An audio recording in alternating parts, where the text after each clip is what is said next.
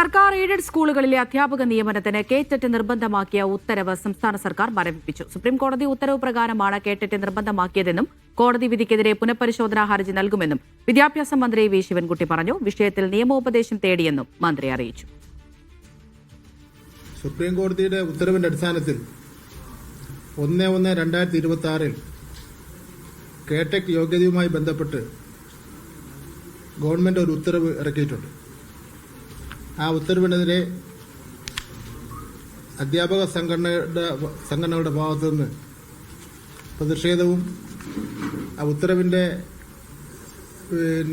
കാര്യങ്ങൾ മനസ്സിലാക്കാതെയുമുള്ള പ്രതിഷേധങ്ങൾ ഉയർന്നു വന്നിട്ടുണ്ട്. അതിന്റെ അടിസ്ഥാനത്തിൽ 1/1/2026 ഇറക്കിയിട്ടുള്ള ഗവൺമെന്റ് ഇറക്കിയിട്ടുള്ള ഉത്തരവ് താൽക്കാലികമായി മരവിപ്പിക്കുക. ഈ 2025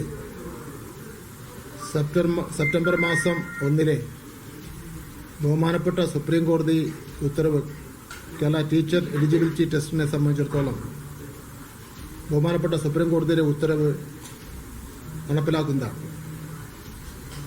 എന്നാൽ നാഷണൽ കൌൺസിൽ ഫോർ ടീച്ചർ എഡ്യൂക്കേഷന്റെ മാർഗനിർദ്ദേശപ്രകാരമാണ് കേടെക് നടപ്പിലാക്കുന്നത്.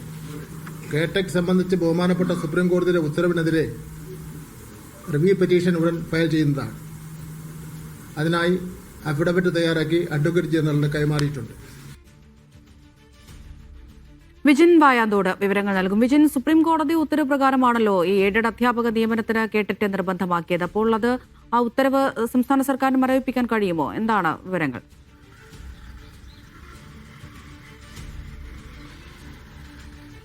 അമൃത, അതായത് സുപ്രീം കോടതിയുടെ നിർദ്ദേശപ്രകാരം സുപ്രീം കോടതിയുടെ ഉത്തരവിന്റെ ഭാഗമായിട്ടാണ് കേരളത്തിലെ സ്കൂളുകളിലും അധ്യാപക നിയമനത്തിനും ഒപ്പം തന്നെ അധ്യാപകരുടെ പ്രൊമോഷൻ ഉൾപ്പെടെയുള്ള കാര്യങ്ങൾക്ക് കേടെറ്റ് നിർബന്ധമാക്കി കഴിഞ്ഞ ദിവസം ഉത്തരവിറക്കിയത്.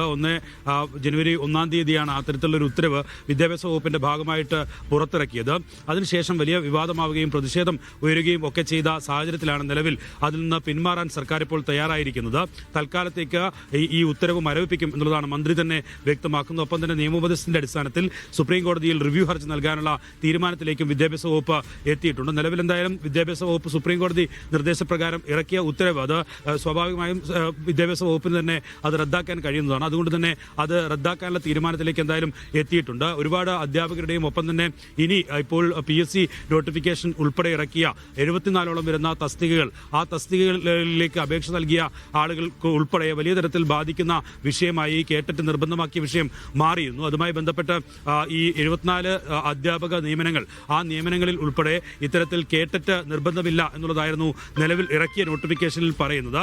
എന്നാൽ ഇപ്പോൾ കേടെറ്റ് നിർബന്ധമാക്കിയ സാഹചര്യത്തിൽ അവർക്കുൾപ്പെടെ ഇനി പരീക്ഷ എഴുതാനോ ഒപ്പം തന്നെ അപേക്ഷിക്കാനോ ഒന്നും കഴിയാത്ത സാഹചര്യത്തിലേക്കൊക്കെ കാര്യങ്ങൾ എത്തുമായിരുന്നു. അതിനിടയിലാണ് നിലവിൽ എന്തായാലും വിദ്യാഭ്യാസ വകുപ്പ് ഇപ്പോൾ ഈ ഉത്തരവ് റദ്ദാക്കിക്കൊണ്ട് തൽക്കാലം മരവിപ്പിച്ചുകൊണ്ടുള്ള തീരുമാനത്തിലേക്ക് പോയിരിക്കുന്നത്. വലിയ പ്രതിഷേധം ഉയർന്നിരുന്നു. നേരത്തെ തന്നെ ഇതിൽ മറ്റൊരു കാര്യം മനസ്സിലാക്കേണ്ടത്, നേരത്തെ തന്നെ അധ്യാപകർക്ക് പലതവണ ഈ പരീക്ഷ എഴുതാനുള്ള അവസരങ്ങൾ നൽകിയിരുന്നു. പക്ഷേ അത് പരീക്ഷ എഴുതി ഈ കേടെറ്റ് നേടാൻ കഴിയാത്ത അധ്യാപകർ ഉൾപ്പെടെയുണ്ട്. അങ്ങനെയുള്ള സാവകാശം കൂടി നൽകിയ ശേഷമാണ് ഇത്തരത്തിലൊരു തീരുമാനത്തിലേക്ക് പോയത് എന്നതും എടുത്തു കാണേണ്ടതാണ്. പക്ഷേ ഇപ്പോൾ വിവാദവും പ്രതിഷേധവും ഒക്കെ ഉയർന്ന സാഹചര്യത്തിലാണ് സർക്കാർ ഇതിൽ നിന്ന് പിന്തിരിയാനുള്ള തീരുമാനത്തിലേക്ക് എത്തിയിരിക്കുന്നത്. അമൃത.